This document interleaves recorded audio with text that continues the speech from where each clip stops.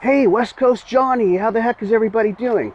I'm working on a really cool project. I'm building a big modular shelving unit that's going to have backlighting for effect, and it's going to be on a wall. When you first walk in the door of this business, about 10 feet in front of you, there's going to be a big wall, and the first thing you're going to see is this big shelving unit that's going to be all lit up. It's going to be cool. And urns are going to be on there because this is a cremation service and memorial service company that's opening up in a couple weeks here in my city. So without further ado, let me show you the project. We've got 1x8x8 pine boards at Home Depot. So we're going to sand all this and we're going to make it really smooth and beautiful, and then we're going to stain it and polyurethane it and backlight it.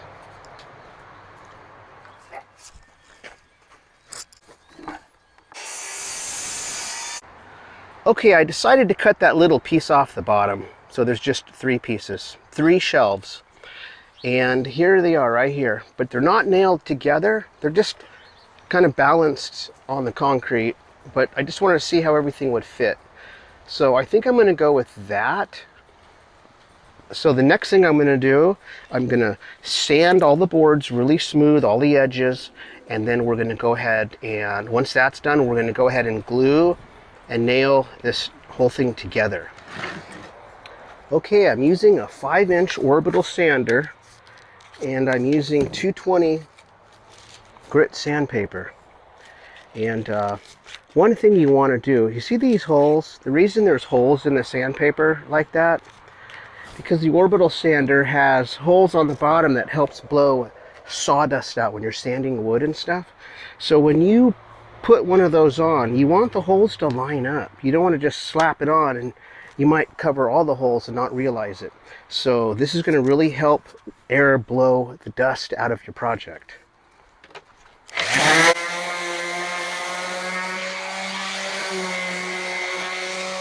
So I finished sanding all my pieces. Now the only thing left to do is to glue and nail all this together. It ended up being 3 pieces that are 50 inches long by 14 inches wide. That's what it turned out, and it's going to be perfect. And it's upside down. See, when you walk in, the light switch is going to be right here, so that's perfect. But I did look at each board, and I think to get 4 really straight boards, I had to put at least 5 back. So you really want them straight, or it's just going to be really hard when you're trying to put this together, depending on your design, but you want your boards to be straight. The other thing, these have kind of sharp edges from the store. It's squared edges, but sometimes they splinter and break off. And you don't want that to happen once you have this all built and stained. You know, you want it to be smooth. So if you just hit it with the sandpaper, the 220, it will literally make it look different. Here's a really bad one that was chewed up. I didn't need this. So when you sand it really smooth, see what happens? You eliminate all that. See, the corners are smoothed out. Only took about 15 minutes to sand all 4 sides of all 3 of these. Only 15 minutes, so it's not hard to do. Okay, well, I moved the operation inside of my house because I needed a big flat area to lay this out so I could glue and nail it together. My driveway is not flat and I have no room in my shop right now. I got a lot of things going on in there.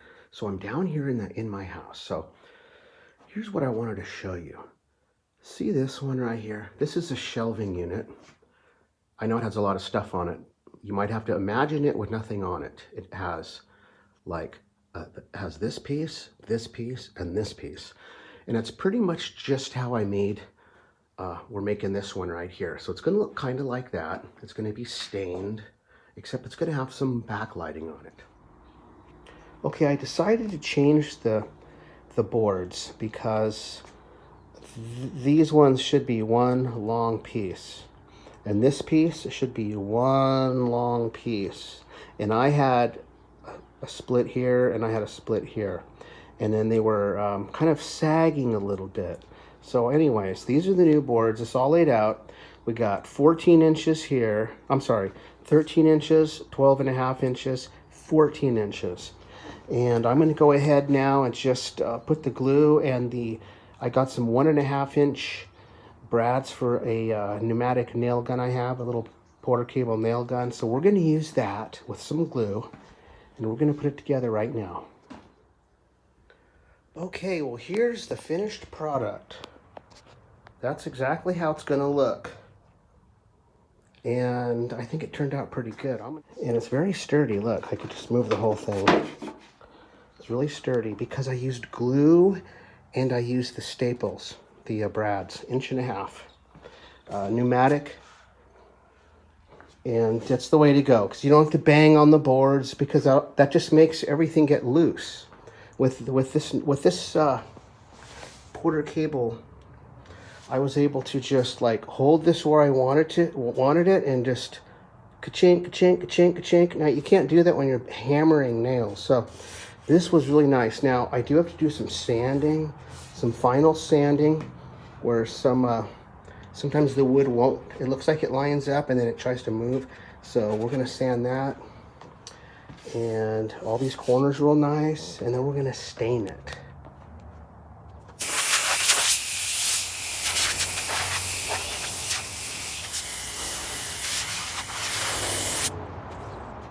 All right, I'm gonna start staining, and I'm using a Minwax product called, well, it's a penetrating stain, semi-transparent, called English Chestnut. It's a really cool color.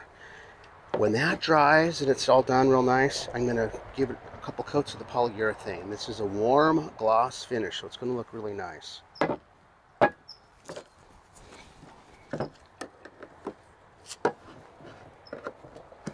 Now when you first open your stain, it's settled. So you want to stir it thick and slow. Make sure you go all the way to the bottom of the can. You don't want to shake it up at all, because you're going to get a lot of air bubbles that way. I'm using a piece of microfiber because it's not going to shred and get little fibers stuck in anything. Oh, that's perfect, because that is the same color as the doors in the office. Let me show you.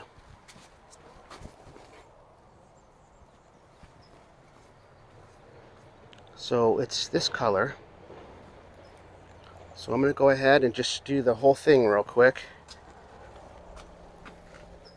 Well, here's what it looks like all stained. I gave it a couple coats, and once it's dry, I'm going to go ahead and put the polyurethane on. So everything is still kind of drying right now, but this was a fun project. It literally wasn't hard. You really do have to sand really good before you stain, though, because when you're wiping this with like a rag, the rag will get caught on these little sharp edges. So you want to sand all those off. All right, here it is. It's the next day. I brought it out here in the sunlight to look at it.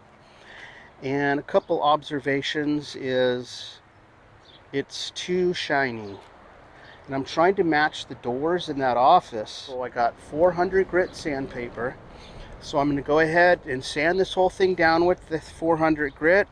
And then for the finish, to change it, make it a little bit softer, I went and got some warm semi-gloss. So this should be semi-gloss rather than gloss. And I just sanded this whole thing down with 400 grit sandpaper.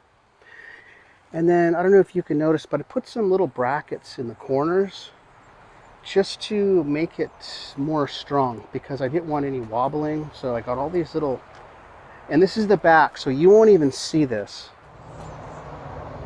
Okay, well, I just put a coat of the semi-gloss on, and it went on amazing. It flowed way better than the gloss, and I didn't even lose one bristle off my brush while I brushed all this on. So it turned out amazing. All I got to do is paint the top here, and then the underside here and the underside here. Once this whole thing dries, I'm going to flip it over. Hit those sides, then we're done. And no more sanding, we're done. And then we're going to bring it down to the office and go ahead and install it. And then there's chairs. Okay, well here we are down at the office. I got this laid down on the ground, and we're going to put the lights on the back, and it's going to go up here on this wall, right up here. Okay, well, this is the light kit I picked up on Amazon. It was fairly inexpensive, and it's self-adhesive. You cut your corners, and then you put these corner pieces on.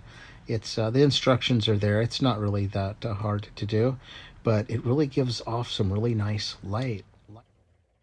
Well, here's the inside. Let's see how it turned out.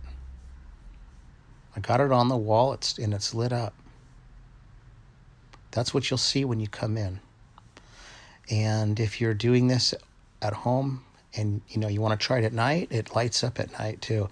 And the remote control gives you all different colors to try.